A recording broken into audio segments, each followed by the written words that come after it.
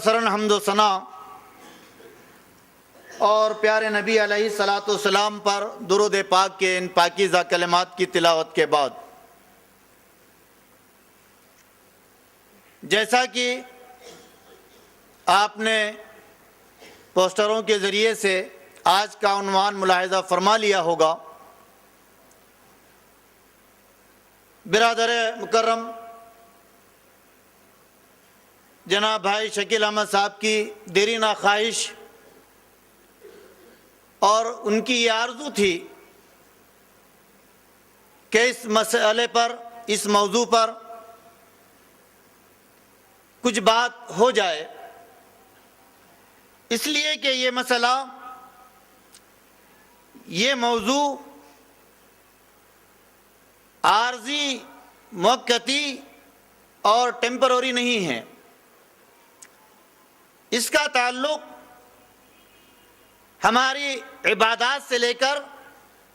معاملات سے لے کر عقائد تک ہے، اور یہ مسئلہ انتہائی حساس بھی ہے۔ بڑی اس کی اہمیت شریعت مطہرہ میں رہی ہے۔ یہ کوئی معمولی سی بات نہیں ہے، اور یہ کوئی ایسا مسئلہ نہیں ہے کہ اس سے روگردانی کی جائے۔ تاہم ملت اسلامیہ کی یہ بدنصیبی رہی ہے، ملت اسلامیہ کا یہ خراب نصیبہ رہا کہ ملت نے اس اہم مسئلے کی طرف سے روگردانی کی، اور جس دن سے ملت نے اس اہم مسئلے سے روگردانی کی، اس کو پسے پوچھ ڈالا، ملت انتشار اور اختلاف کا شکار ہوتی چلی گئی۔ مسلسل ملت کے ٹکڑے در ٹکڑے، حزب در حزب، فرقے در فرقے بڑھتے نکلتے چلے گئے، کیونکہ وہ چیز جو ان کو مربوط کرنے والی تھی، وہ چیز جو ان کو باہم مضبوط کرنے والی تھی، وہ چیز جو ان کو آپس میں جوڑنے والی تھی، وہ چیز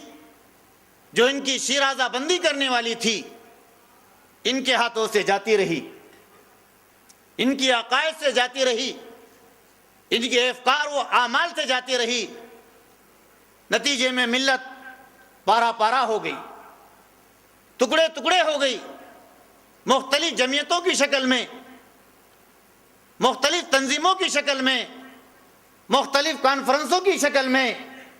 مختلف تحریکات کی شکل میں یہ امت بڑھتی چلی گئی۔ درحالانکہ یہ اتنا اہم مسئلہ ہے، امیر یا امام کہ اس کے وجود کی شکل میں، اس کی موجودگی میں ملت اسلامیہ ایک پرچم تلے آ سکتی ہے، ملت اسلامیہ کا آپسی انتشار، آپسی اختلاف مٹ سکتا ہے۔ آپ نے بارہا اس شہر میں بھی اور دیگر شہروں میں بھی اس نوعیت کی کوششوں کو سنا ہوگا، پڑھا ہوگا کہ لوگ آپسی انتشار اور اختلافات کو مٹانے کے لیے مختلف نوعیت کی کوششیں کر رہے ہیں، اور وہ اس در پہ ہیں کہ ملت کے آپس کے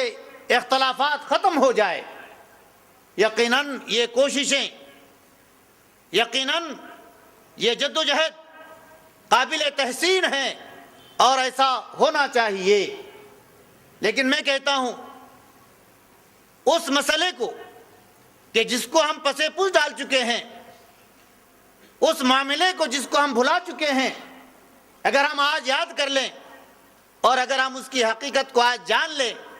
تو یہ سارے ہمارے اختلافات اور آپس انتشار کے معاملات از خود ختم ہو کے رہ جائیں، پھر دوبارہ ملت کی شیرازہ بندی ہو جائے، پھر دوبارہ ملت ایک پلیٹ فارم پر آ جائے، اور پھر دوبارہ ملت واحدہ کی شکل میں دنیا کے سامنے ظاہر ہو۔ اور وہ مسئلہ ہے امارت کا، وہ مسئلہ ہے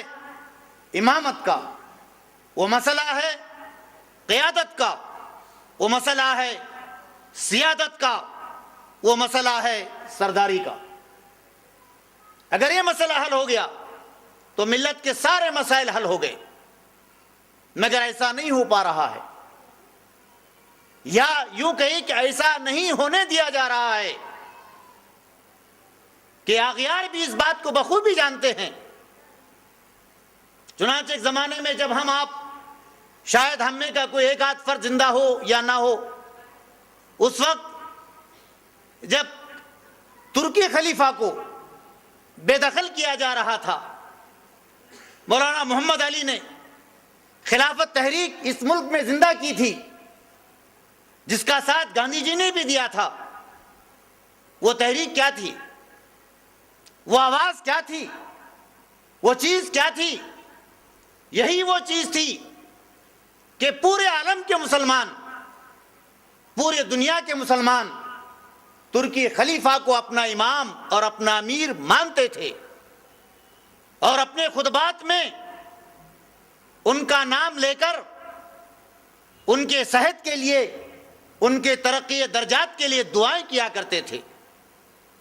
اور ان کا فیصلہ پوری امت کے لیے تسلیم شدہ تھا۔ انگریزوں نے دیکھا کہ یہ تو بڑا گمبھیر معاملہ ہے، یہ تو بڑا مشکل مسئلہ ہے کہ ایک آدمی ترک میں بیٹھ کر دو لفظ اگر بول دیتا ہے تو اس کا عالمگیر اثر ہو رہا ہے، مشرق سے لے کر مغرب تک،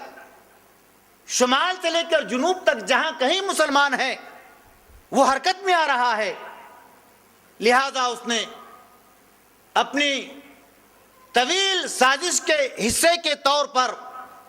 سب سے پہلے خلافت کے مسئلے کو ختم کروا دیا، اور دوسری جنگ عظیم میں ترکیوں کو انگریزوں کے مقابلے میں ہزیمت اٹھانی پڑی اور ترک خلیفہ کو بے دخل کر دیا گیا۔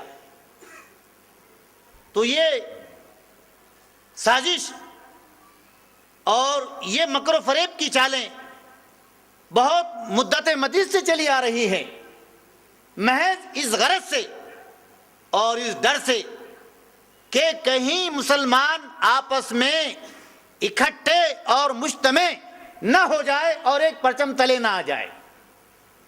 اس کے لیے مسلسل ہر دور میں کوشش چل رہی ہے، مختلف تنظیمیں اٹھتی ہیں،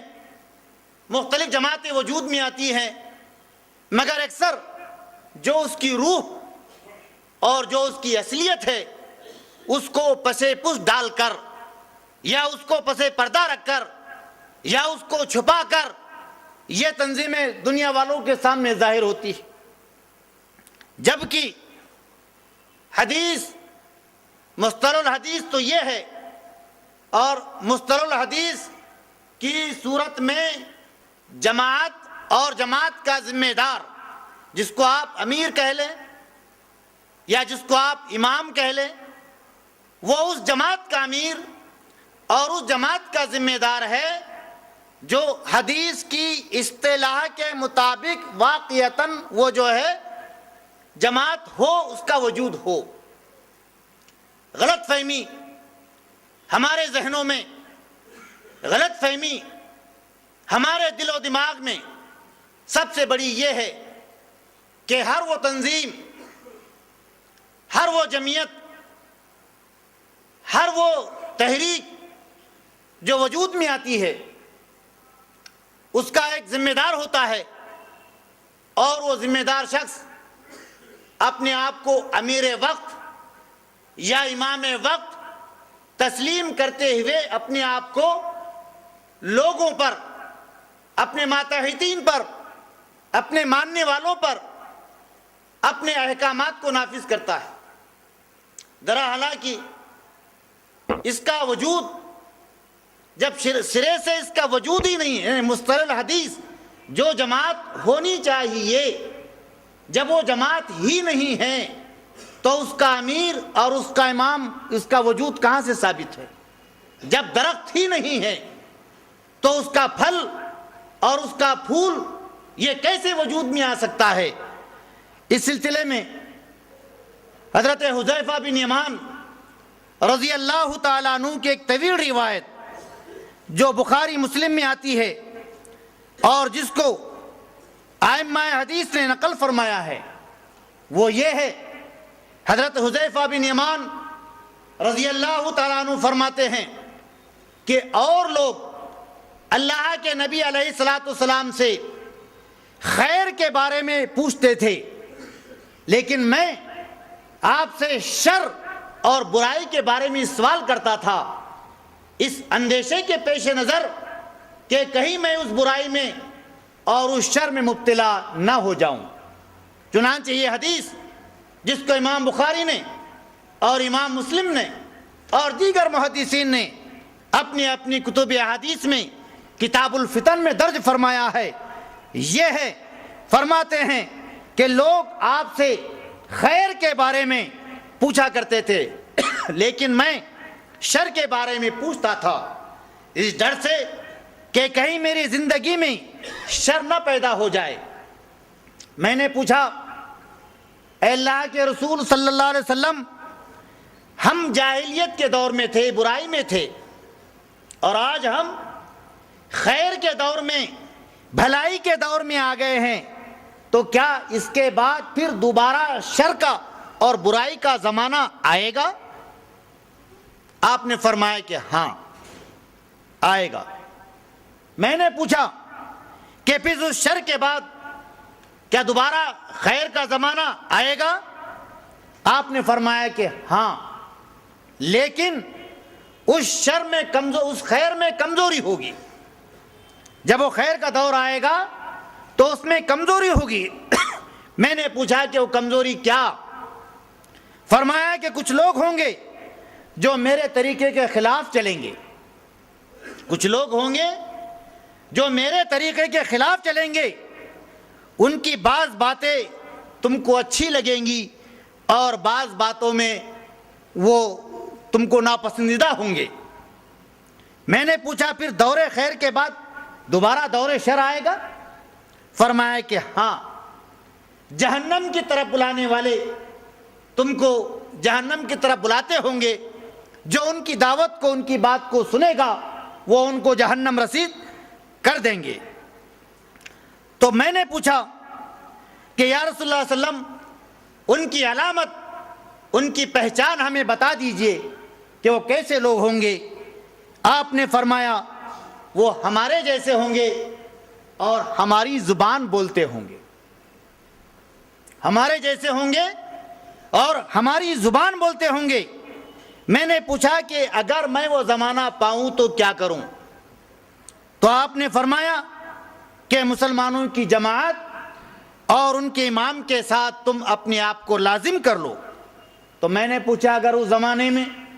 مسلمانوں کی جماعت کا وجود نہ ہو اور مسلمانوں کا امیر یا امام نہ ہو، تو آپ نے فرمایا کہ تم پہاڑوں کا رخ کرو،